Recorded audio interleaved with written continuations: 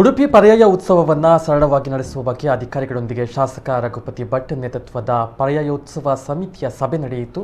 COVID-19 ವ್ಯಾಪಕವಾಗಿ ಹರಡ್ತಾ ಇರುವುದರಿಂದ ಪರ್ಯಾಯಕ್ಕೆ ಸಜ್ಜುಗೊಂಡ ಎಲ್ಲ ಟ್ಯಾಬ್ಲೋಗಳನ್ನು ರದ್ದುಪಡಿಸಿ ಸಂಪ್ರದಾಯಕ್ಕೆ ಒತ್ತು ಕೊಟ್ಟು ಪರ್ಯಾಯ ನಡೆಸುವ ಬಗ್ಗೆ ತೀರ್ಮಾನವನ್ನು ಕೈಗೊಳ್ಳಲಾಯಿತು.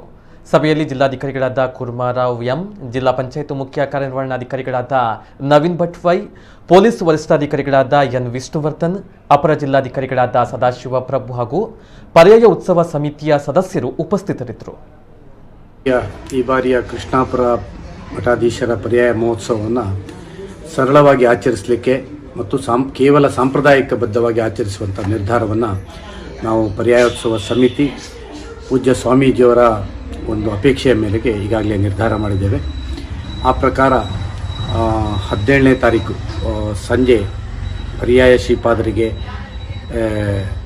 ನಡೆಯುವಂಥ ಅಭಿನಂದನಾ ಕಾರ್ಯಕ್ರಮ, ಭಾವಿ ಪರ್ಯಾಯ ಪೀಠಾಧೀಶರ ಅಧ್ಯಕ್ಷತೆ ನಡೆಯುವ ಕಾರ್ಯಕ್ರಮ ರಾಜಾಂಗಣದಲ್ಲಿ ಭಾಳ ಸಣ್ಣ ರೀತಿಯಲ್ಲಿ ನಡೆಸುವರಿದ್ದೇವೆ. ಇನ್ನು 10 ಗಂಟೆ 17ನೇ ತಾರೀಕು ಅಂದರೆ 10 ಗಂಟೆಯ ಒಳಗೆ ಮತ್ತೆ ಕರ್ಫ್ಯೂವನ್ನು ಜಾರಿಗೆ ತರ್ತೇವೆ ಅಂತ ಇವತ್ತು ಜಿಲ್ಲಾಧಿಕಾರಿಗಳು ಮತ್ತು SP ಅವರು ಮತ್ತು ಜಿಲ್ಲಾ ಮಟ್ಟದ ಅಧಿಕಾರಿಗಳೊಂದಿಗೆ ನಮ್ಮ ಪರ್ಯಾಯ ಸಮಿತಿ ನಿರ್ಧಾರ ಮಾಡಿದಾಗ ಈಗಾಗಲೇ ನಿಶ್ಚಯ ಆಗಿದೆ. ಸೊ ಹಾಗಾಗಿ ಜನರು ಸಹಕರಿಸಬೇಕು. 10 ಗಂಟೆ ನಂತರ ಯಾರಿಗೂ ಇಲ್ಲಿ ಉಡುಪಿಯಲ್ಲಿ ಸಂಚರಿಸಲಿಕ್ಕೆ ಅವಕಾಶವನ್ನು ಕೊಡುವುದಿಲ್ಲ. ಬೆಳಿಗ್ಗೆ ಮೆರವಣಿಗೆಯಲ್ಲಿ ಸೀಮಿತ ಸಂಖ್ಯೆಯ ಜನರು ಮಾತ್ರ ಭಾಗವಹಿಸಬೇಕು.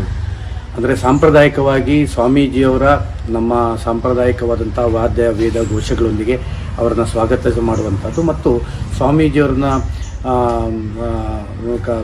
ಕರೆತರಲಿಕ್ಕೆ ವಾಹನ ಮತ್ತು ಕೆಲವು ಟ್ಯಾಬ್ಲೋಗಳನ್ನು ಬಿಟ್ಟರೆ ಮತ್ತೆಲ್ಲ ಜಾನಪದ ತಂಡಗಳು 40 ಜಾನಪದ ತಂಡಗಳನ್ನು ರದ್ದುಪಡಿಸಿದ್ದೇವೆ. ಸೊ ತುಂಬ ಸರಳ ರೀತಿಯಲ್ಲಿ ಪರ್ಯಾಯ ಮೆರವಣಿಗೆ ಮಹೋತ್ಸವ ನಡೆಯಲಿಕ್ಕಿದೆ.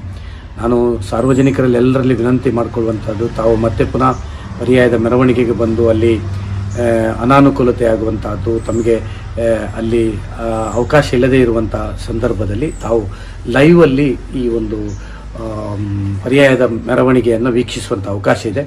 ಹೆಚ್ಚಿನ ಅದು ಪರವೂರಿನವರು, ಮಂಗಳೂರು, ಕಾರ್ಕಳದಿಂದ ಬರುವಂಥವರು ಲೈವಲ್ಲೇ ನೋಡಬೇಕು. ಉಡುಪಿಯಲ್ಲಿಯೂ ಧಾರ್ಮಿಕವಾಗಿ